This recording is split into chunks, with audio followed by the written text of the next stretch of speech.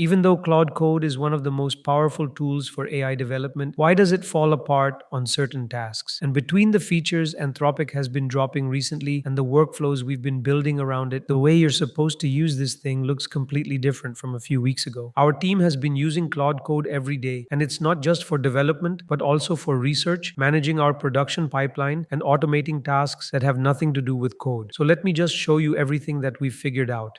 Anthropic recently added the Insights command for Claude Code. It analyzes all your past Claude Code sessions over a certain time period and generates a report. The report analyzes your working style, roasts your working patterns, highlights what you were doing right and what you weren't, and tells you how to improve. The main thing we were interested in was identifying where things went wrong, because that's where we can learn to improve ourselves. The report highlighted the areas where we had the most friction and also suggested features we could add to make the workflow better. For example, we remember a session where the main agent repeatedly polled the task list for a long time when we were using agent teams. It caused the session to take too long and we had to end it ourselves. To prevent this from happening in the future, we can copy this prompt into Claude.md so that whenever we're using Claude Code with multi-agents, Claude doesn't poll indefinitely and acts upon it. We can import these tips into our projects for future workflows so that our experience with Claude Code gets better over time. Our team has spent a lot of time working with Claude Code, and the most important step is still how well you give context to the agent. This can be project requirements broken down into subparts or documentation of the frameworks and libraries you're using. Because when you give it the right context, errors basically drop to zero because it knows what to act upon. For project documentation, we prefer using Claude to write it rather than doing it ourselves. We gave Claude a specific prompt that contained all the information needed to break down the project's idea into the required documents. We asked it to create 4 documents, each focused on the specific aspect of the app. The most important one is the PRD, which contains information about the project requirements and scope. Then there's architecture.md, which has data formatting, file structure, APIs, and all the architecture details written out. Then decision.md, which contains all the decisions Claude made during the creation of this project, acting as a reference for future use. And then the most important one is feature.json, which contains all the features in a specific JSON format. It has all the details about each feature in a token-efficient way and contains criteria for what makes a feature complete, along with a passes key for keeping track of what's been implemented and what hasn't. Now that your large task is split into smaller sections, we need to provide documentation on what tools it needs for implementation through the Context7 MCP. It has documentation for all the libraries and frameworks and gets updated frequently so that agents can pull the latest docs and fill the gap between what the model knows and what actually the current update. Setting up the MCP only takes a few steps. Once installed, it uses the tools from Context7 and fetch the library information directly. This lets it use the latest documentation, prevent code errors caused by dependency mismatches, and get a more accurate implementation.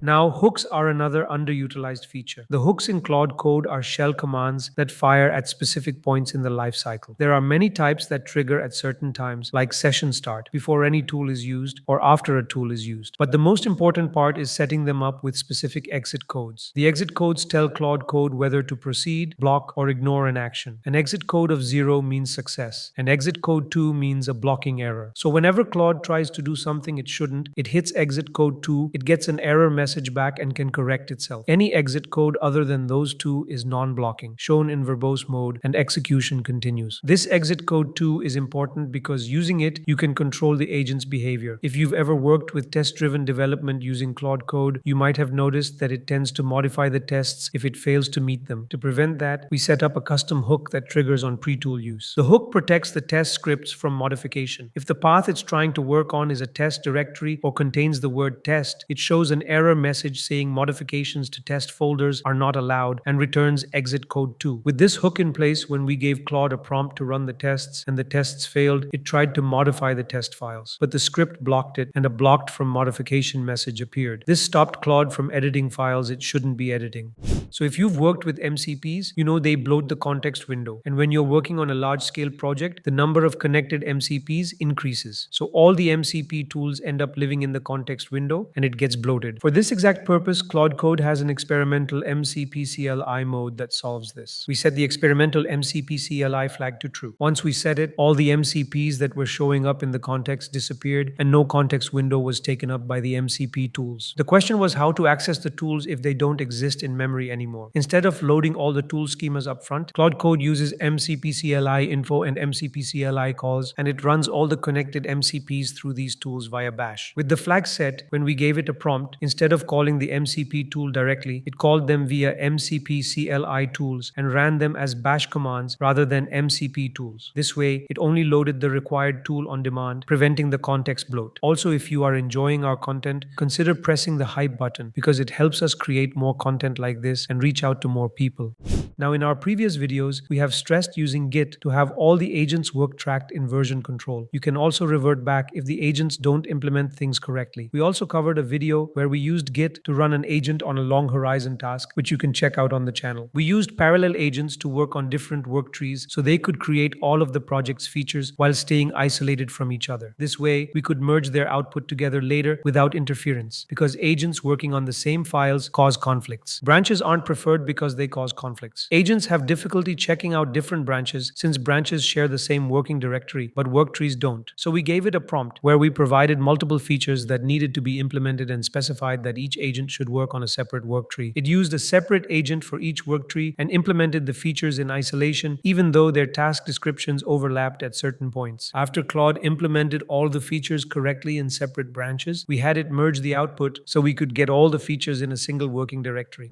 Now, strict mode is essential for shifting the burden of error checking to the agent. This is something you should be setting up for whatever language you're using because it catches bugs when you build instead of when users hit them at runtime. Since our primary language is TypeScript, we always set strict mode to true in our projects. This turns on checks for null values and implicit types, enforces strict typing and null checks, and overall means fewer runtime errors. This matters for AI agents because they don't have a built-in way to catch runtime errors. Strict mode minimizes the chance of runtime failures and makes sure the compiler handles these issues instead. Agents can rely on error logs in the terminal to apply known fixes. Instead of letting the project be tested only by scripts, there's an additional layer of testing worth adding. You write user stories that describe how the user interacts with the system in order to guide the testing process once the app is built. We actually define the user stories before implementing our projects because this sets a standard that the implementation should follow. Using a prompt, Claude wrote multiple stories inside a folder containing all the possible ways a user can interact with the system. Each story features a specific aspect of the app, its priority, and the acceptance criteria for the agent to test against. The user stories covered all possible test scenarios, including best case and edge cases. These stories basically tell the agents how to interact with the system we just built, and with the right instructions on how to interact with the system, any agent can apply the same principles to the app it's building and meet user expectations better. With the stories documented, we asked Claude to implement them one by one and prompted it to start with the optimal path listed in each story, making sure all edge cases were covered. This way, the implementation had fewer gaps and better user satisfaction overall. Now, all the tips we have been talking about are available in the form of ready-to-use templates in AI Labs Pro. For those who don't know, it's our recently launched community where you get ready-to-use templates, prompts, all the commands and skills that you can plug directly into your projects for this video and all previous ones. If you found value in what we do and want to support the channel, this is the best way to do it. Links in the description. So we need to make use of parallelization as much as we can because this is how the agent speeds up its workflow and implements things that don't need to wait on each other. We know Claude automatically detects whether a task can run in parallel or sequentially and decides on its own, but it doesn't hurt to create agents ourselves. We also covered these agent capabilities in our previous video where we talked about how you can use agents to make your workflow faster. But this speed comes at the cost of increased token usage. Still, parallelization effort is worth it. At one point, we were working on research for the impact of Opus 4.6's improvement using the same model, and it kept hallucinating facts even though we provided sources. It kept writing incorrect information, and we had to correct it repeatedly. Making this research felt pointless because we had to keep fixing things ourselves. To prevent this from happening again, we used parallel agents. We set up a research task where we wanted to compare the agent swarm capabilities of Kimi K 2.5 and Claude's agent swarm. We used two agents, one to do the research and another to fact-check the research agent. The key idea was to have both agents communicate with each other to make sure the findings were accurate, so we wouldn't have to do that ourselves. In this setup, one agent does the task while the other critically analyzes it, giving them an adversarial way of working. The research agent started first, and the fact-checker was blocked until the research agent produced the first draft. Once the first draft was done, the fact-checker started verifying it. It immediately identified many inaccuracies in the data that the research agent had listed, and we no longer had to catch them manually. Both agents kept kept communicating with each other and kept the fact-checking process tight, one agent dedicated to calling out the other on wrong information. There are many tasks you can run in an adversarial setup like this. Not just research, but development work too, where one agent implements a feature and another reviews the implementation against the plan. According to the words of Claude Code's creator, the agent works better if it has some way to verify its own work. The core idea here is giving the agent eyes, meaning the ability to check whether the implemented feature is correct and meets expectations. Because these agents are terminal-based, they can't identify issues that happen at runtime, especially on the client side. We use multiple ways to verify the agent's work. The first is the Claude Chrome extension, which provides browser-centric tools like DOM capturing, console log checking, and more. Another tool is the Puppeteer MCP. This one is useful because it runs in a separate browser that doesn't contain your existing sessions, unlike Claude's Chrome extension. It's isolated and doesn't interfere with any of your current sessions, so you get an extra layer of privacy. But our preferred option is Versal's Agent Browser. This isn't an MCP but a CLI tool that gives agents browser testing capabilities. It has tools for navigation, capturing screenshots, and more. Unlike the other tools, it doesn't navigate based just on screenshots. Instead, it uses the accessibility tree, where each element has a unique reference. This compacts the full DOM from thousands of tokens down to around 200 to 400 tokens, so it's way more context efficient. That was the main issue with the Claude Chrome extension, which the agent browser solved. It loads the entire DOM into the context window and exhausts it quickly. We also added instructions in Claude.md to have Claude rely on agent browser first before falling back to MCP-based testing. So Claude uses agent browser as the primary verification method.